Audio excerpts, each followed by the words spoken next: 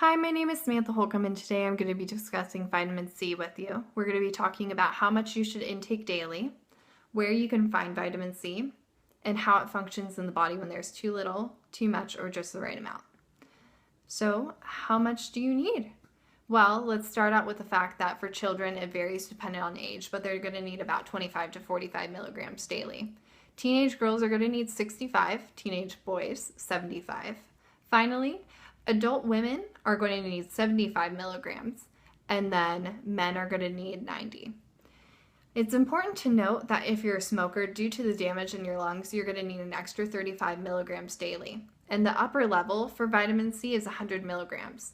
Now you can exceed this upper limit, and there's only little symptoms. According to the Contemporary Nutrition book by Gordon M. Wardlaw, vitamin C attracts H2O, and therefore when you have a higher intake, such as 200 milligrams, it is expelled easier and more quickly throughout the body, and then you do have symptoms of diarrhea. So you want to make note of that and try and avoid it as possible. There's a lot of different functions of vitamin C in the body. It supports immune system function. It helps with iron absorption, collagen synthesis, and finally, it helps with antioxidant activity. So with the antioxidant activity, there was a study done from the JAMA network where there was a few different doctors, including Redmer van Leeuwen, and they discovered that through a population of people ages 55 and up in the Netherlands, that they did a study and they, tested their diet basically. And then they came back 8 years later and they retested it with a few different things. They followed up with a dietitian, they did a 2-week journal, and they also asked their own personal questions, And from coming back 8 years later and looking at it, they determined that the people who had the right amount of vitamin C, E, beta-carotene, and zinc in their diet reduced their risk of age-related macular degeneration by 35%. So this is a big deal. We were able to reduce a disease risk by a tremendous amount.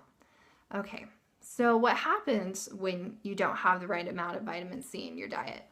Well, the National Institutes of Health vitamin C fact sheet states that deficiency begins when you have less than 10 milligrams a day or 10 milligrams.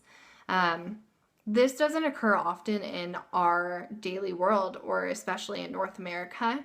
However, it was a big deal in the 18th century for sailors on long sea voyages. They would start out with just general symptoms of fatigue, but then they also had, impaired collagen synthesis and connective tissue. And this would create impaired wound healing. And, some of these sailors died, not just some. There was a great amount. Finally, a British Navy surgeon came around and he discovered that with, citrus fruits intake, it reduced the risk of scurvy. And it was great because they didn't know this at the time, but of course it was vitamin C.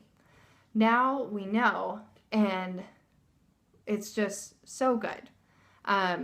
So I'm really happy that I got to talk to you guys about this today, and I hope you're able to take this information and use it in your diet. Thank you.